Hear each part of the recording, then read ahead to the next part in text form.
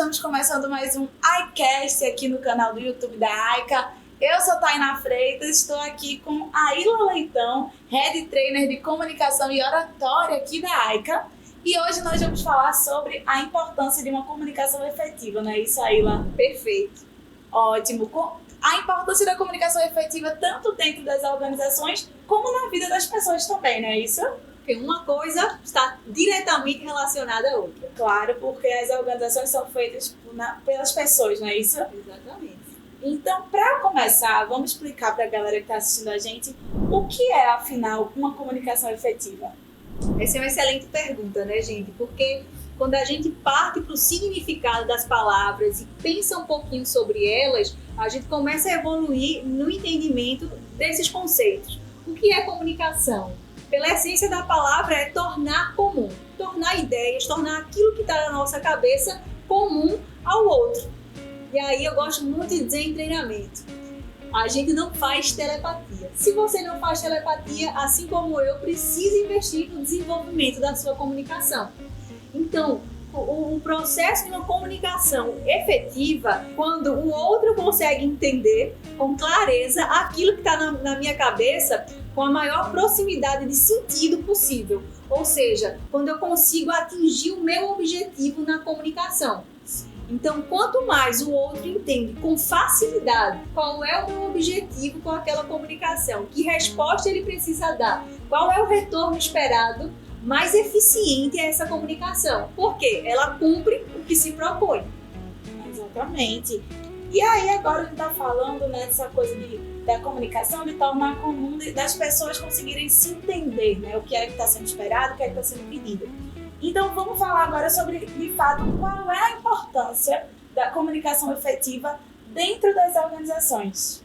Para vocês terem uma ideia do impacto, né, do que é essa comunicação efetiva, o Peter Drucker, considerado o pai da administração moderna, ele já dizia que 60% dos problemas das organizações acontecem por falhas de comunicação.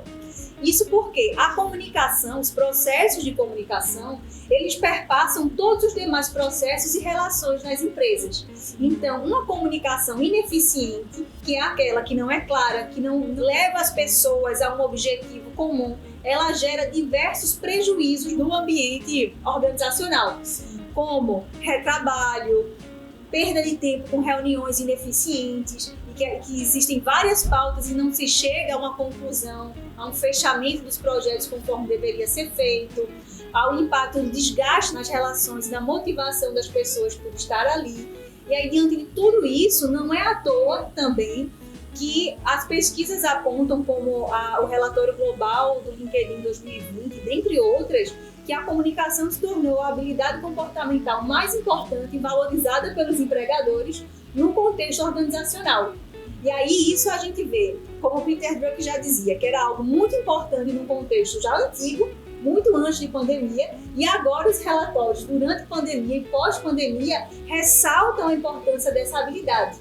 E aí por que essa habilidade tem com tanto destaque em termos de importância para as organizações? Porque a gente está num ambiente ainda mais complexo. Ou seja, eu estou num ambiente híbrido agora, num ambiente em que as pessoas estão parte no digital, parte no presencial, a complexidade e velocidade da informação ela está acelerada, então essa complexidade no ambiente ela exige uma comunicação cada vez mais clara e efetiva em diferentes canais e meios para que as organizações possam ser de fato efetivas em seus processos e todos eles vão passar por comunicação. Com certeza. Então aí está mais do que comprovado, né, com dados, de que a comunicação de fato é algo que as empresas devem tomar muito cuidado, ter essa atenção maior, porque é muito importante para otimizar os processos e as relações dentro da organização, não é isso? Perfeito. Então assim, agora vamos falar para o pessoal entender qual seria aquele melhor momento para a organização começar a investir no desenvolvimento da comunicação. Essa é uma questão muito interessante. Porque normalmente, tanto as empresas quanto as pessoas acabam achando que o mais urgente é gerar o resultado, é garantir que a gente não tenha excessos de custos com que a gente não deveria ter, é garantir a melhoria dos processos continuamente. Só que tudo isso, a garantia de cada um desses fatores, ele vai passar pelos processos de comunicação. Aí o que acontece? Quando a gente coloca a comunicação como um fator secundário ignorando a sua importância central em todos os processos da organização, a gente vai continuar sofrendo os impactos. Então, a questão é, quanto mais a gente adia investir no desenvolvimento dessa habilidade, tanto em termo individual quanto coletivo, mais a gente vai estar sofrendo continuamente os impactos disso ao longo do tempo. Então, investir em comunicação é para ontem e é algo contínuo. Por quê? As pessoas vão tendo que lidar com diferentes canais, diferentes ambientes e é uma habilidade comportamental, quando a gente fala do âmbito individual, ou seja, requer treino, prática contínua. Não vai bastar um treinamento, mas vai precisar do treinamento prático. E quando a gente fala de uma forma macro nas organizações, se não existirem também mecanismos para garantir essas práticas dentro das organizações, a gente vai acabar sofrendo por muito mais tempo os impactos dessa falha e da falta de comunicação. Então, por que não agir preventivamente e agir imediatamente para garantia dessa efetividade, né? Pois é, porque investir em comunicação, de fato, é um investimento, né? Que vai haver esse retorno a partir das melhorias dos processos, das relações dentro da empresa, não é isso aí? Perfeito. É isso. Então, vamos agora para se encaminhar aqui no vídeo, dar dicas para promover essa comunicação efetiva dentro das organizações. O que é que as pessoas, os líderes, precisam fazer para que, de fato, as pessoas consigam se comunicar com mais assertividade dentro das empresas? Perfeito. E aí, é algo que vai passar, como eu gostei que você destacou essa questão da liderança, porque todos os profissionais dentro da organização, eles vão ser diretamente impactados e vão impactar através da sua comunicação. Em especial a liderança, que tem aí o papel de mobilizar as pessoas em torno de um objetivo comum. Então, como eu, líder, vou cumprir essa missão máxima de mobilizar e desenvolver as pessoas sem uma comunicação efetiva? É uma condição completamente necessária, não tem como dissociar uma coisa da outra. E aqui a gente está falando tanto de aspectos técnicos da comunicação assertiva em si, quanto de aspectos afetivos dessa comunicação, da comunicação humanizada. Como a Aika gosta, inclusive, de trazer, as empresas elas precisam ser afetivas e efetivas, né? Efetivas e afetivas. No sentido de que, aí qual é essa dimensão da afetividade? É ser capaz de atingir a conexão com as pessoas, ser capaz de gerar confiança. E confiança é a base da liderança. E só se estabelece essa confiança através de postura e uma comunicação condizente, que vai passar por autenticidade, empatia e lógica diante dos seus processos de comunicação. Isso no âmbito da liderança. E no âmbito organizacional como um todo, a gente tem que garantir práticas que possam manter todos na mesma página, todos cientes de para onde a gente está indo, qual é o nosso objetivo. Então, se eu não tenho determinados momentos, como uma reunião recorrente, a depender da demanda, da dinâmica do setor, para garantir que todas as pessoas estão na mesma página, para garantir uma pauta pré-determinada dos pontos que a gente precisa passar, para garantir que as pessoas têm visibilidade e apropriação dos indicadores, que as pessoas se sentem validadas, que elas têm alinhamento estratégico. Se a gente não se mantém continuamente, mantendo todos rumando na mesma direção, a gente vai começar a ter cada vez mais ruídos, porque as pessoas começam a perder não só o sentido, mas o foco e o propósito das suas ações. Então é fundamental, dentro das práticas organizacionais, terem essas pautas e esses momentos de alinhamento. E aí esses alinhamentos eles precisam acontecer enquanto um ponto crítico, tanto internamente nos setores, quanto entre os setores, né? As práticas intersetoriais. Vai ser intrasetorial, intersetorial e, em última instância, organizacional como um todo, nos grandes veículos, né, nos grandes canais de comunicação que a empresa utilizar. E é um reforço contínuo para que a gente consiga atingir esse objetivo. Que massa! E tu consegue citar mais algumas práticas que podem ser implementadas no dia a dia das empresas para melhorar essa questão do alinhamento, né? Sim. E promover, de fato, essa comunicação efetiva que vai se escalando até se tornar organizacional no âmbito geral, né? Aí o que é que a gente pode fazer? De uma maneira geral, quando a gente institucionaliza ou quando a gente mantém algumas políticas dentro da empresa que podem funcionar como catalisadores dessa boa comunicação ou dos momentos dessa comunicação, a gente viabiliza tornar aspectos da comunicação em aspectos culturais, como cultura de feedback. O feedback ele não é para ser algo uma vez no ano pontual. O feedback precisa estar dentro da cultura da empresa. Uma cultura de feedback é aquela que no momento oportuno, ou seja, logo depois do evento, o feedback ele é dado, mas ele é dado de forma correta.